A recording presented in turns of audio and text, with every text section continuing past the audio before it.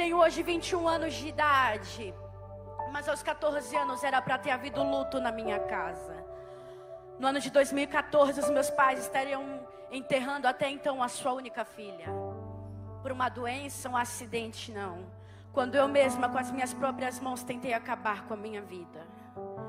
Eu era uma moça completamente atormentada mesmo. Eu não tinha paz, eu não tinha alegria. Já havia perdido completamente a minha vontade de viver. Mas sou filha de pastor desde que nasci. Estou na igreja desde sempre e nunca me desviei. Mas tem uma coisa que eu aprendi, pastor. Demorei, mas aprendi. É que estar na igreja, ser ativo nas coisas da igreja, vou ser mais ousada. Cantar na igreja, pregar na igreja não significa que você conhece o dono dela. Esse era o meu caso, até que o próprio Deus decidiu marcar um encontro comigo. E desde esse dia minha vida nunca mais foi a mesma. Ainda depois, quando os meus pés quiseram se desviar, o meu Deus foi lá onde ninguém quis ir por mim. Me arrancou das garras de Satanás, me deu um banho de santidade, me mostrou que Ele não abre mão de ninguém e que para Ele uma alma vale muito. Aleluia. Mas Satanás, o inimigo das nossas almas, quer nos fazer acreditar o contrário. Todas as noites eu recebia a visita de Satanás no meu quarto. E ele conversava abertamente comigo. Ele tinha esse acesso porque eu abria a porta para ele. Eu gostava de me envolver nessas coisas ocultas, sabe? Coisas do ocultismo. Passava madrugadas a fio na Deep Web. Eu sei que vocês já ouviram falar sobre isso. Pesquisando pactos, rituais. Frequentei cemitérios. Mas eu estava na igreja. Eu achava que eu conseguia me esconder por trás da minha Bíblia e da minha saia grande. Que mentira, mentira de Satanás. Mal sabia eu que eu estava correndo em passos largos para o inferno. Satanás, ele conversava comigo e me contava mentiras que eu acho, talvez alguém aqui já tenha ouvido a mesma mentira. Você é insignificante, garota, inútil. Os seus pais não te amam de verdade, no máximo se esforçam para gostar de você, porque são obrigados. A gente sabe que o diabo mente. O problema é quando a gente tampa os nossos ouvidos para aquilo que o Senhor, aquilo que a verdade diz ao nosso respeito. E tomamos como verdade absoluta aquilo que o diabo diz para nós. Ele me fez acreditar que o meu sofrimento e a minha dor só teriam um fim quando eu definitivamente morresse. Os meus pais não sabiam, os meus melhores amigos muito menos. Mas durante 1 ano e meio eu consegui esconder debaixo de roupas de inverno as marcas que eu trago até hoje no meu corpo. E eu sei que vocês sabem do que eu estou falando, já ouviram falar sobre isso. Mas você pode olhar e pensar, é frescura, é coisa de adolescente, é para chamar a atenção. Mas em nome de Jesus, escuta bem isso. Satanás não precisa de uma grande brecha para trabalhar. Eu vou repetir porque eu quero que você entenda. Satanás não precisa de uma grande brecha para trabalhar. Com essa pequena brecha, ele quase destruiu o ministério dos meus pais. Com essa pequena brecha, ele quase acabou com o psicológico da minha mamãe, que sofre até hoje por causa disso. Com essa pequena brecha, ele quase me arrastou para o inferno. Se não for ao meu Senhor que estivesse ao meu lado, quando Satanás se levantou contra mim, o inferno então teria me engolido viva. Mas bendito seja o nome do Senhor, que não me deu por presa aos seus dentes. Eu escapei como o pássaro escapa do laço do passarinheiro. O laço quebrou-se, eu sobrevivi.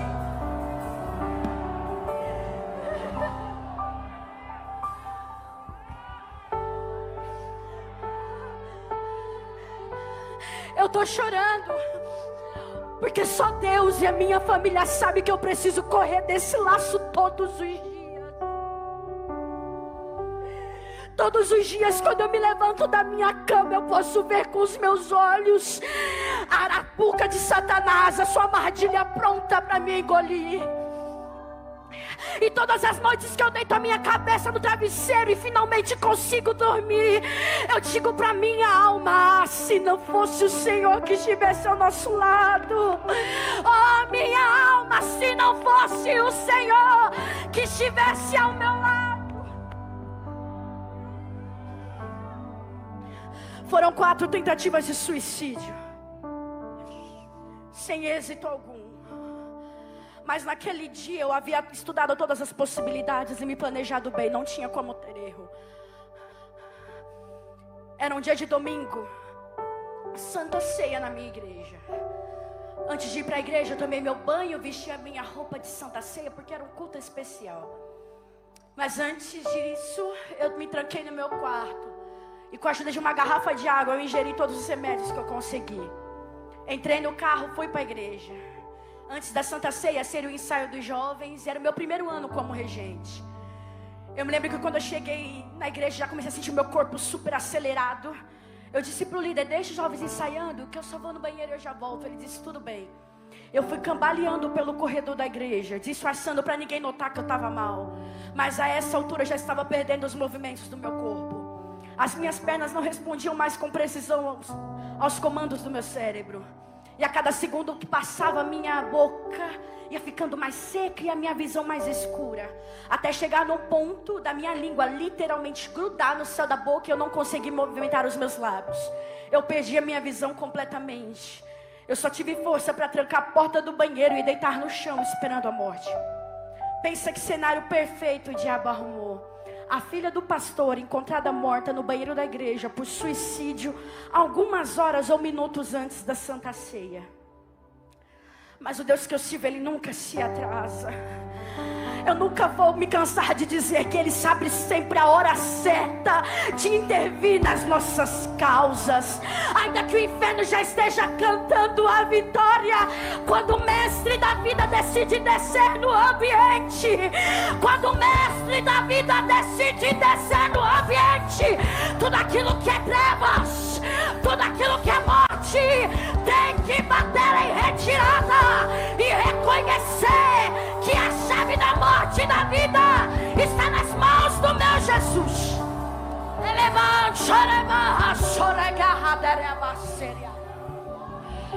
E ali deitada no chão do banheiro, já estou encerrando, agonizando de dor no meu estômago, eu estava tendo uma overdose. Pela primeira vez na minha vida, e por misericórdia de Deus, os meus ouvidos espirituais foram abertos. E eu tive acesso ao mundo espiritual. E eu pude ouvir a festa diabólica que estava acontecendo ali no banheiro. Era uma gritaria, uma arruaça. Satanás e seus demônios estavam festejando, comemorando. Porque aquela noite seria a noite que o inferno me teria por completo. Ele já havia feito o que ele bem entendia com o meu corpo. Ele já havia conquistado meu coração e dominado a minha mente. Mas o que ele queria era me levar para a perdição eterna. Eu pude ouvir um daqueles demônios dizer no meu ouvido, audivelmente: você acha que a sua vida é um inferno? Eu vou te mostrar o que é inferno de verdade agora. Eu fiquei desesperada. Parece que a ficha caiu ali, sabe? Eu estava ali porque eu quis, eu tomei os remédios porque eu quis. Mas não me julga, por favor. Há quem diga que isso é um ato de covardia. Mas só que já passou por isso, sabe o que eu estou falando? É uma dor, era um desespero que eu sentia, uma angústia, um vazio que nada nesse mundo, eu te juro que eu procurei de todas as formas, nada nesse mundo era capaz de preencher. Mas parece que ali eu percebi que a morte não daria um fim no meu problema, mas seria o princípio das dores, né? Então eu comecei a fazer, eu ousei a fazer uma oração. Se não foi a primeira oração que eu fiz em 14 anos dentro da igreja, olha só, foi a mais desesperada de toda a minha vida.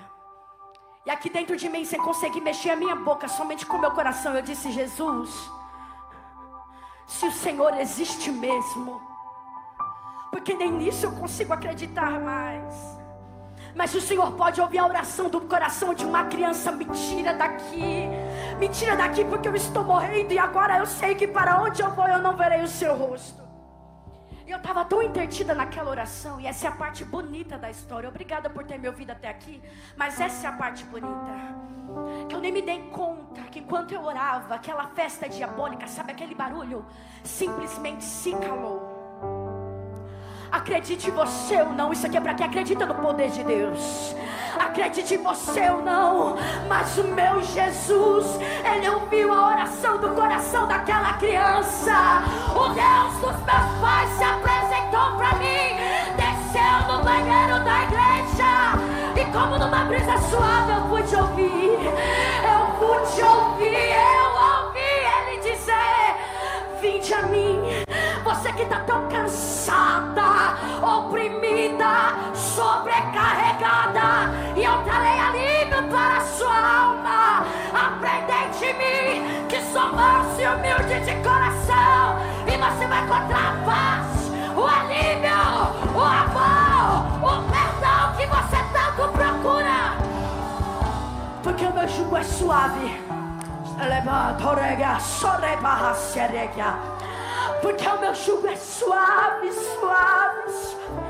e o meu fardo é leve.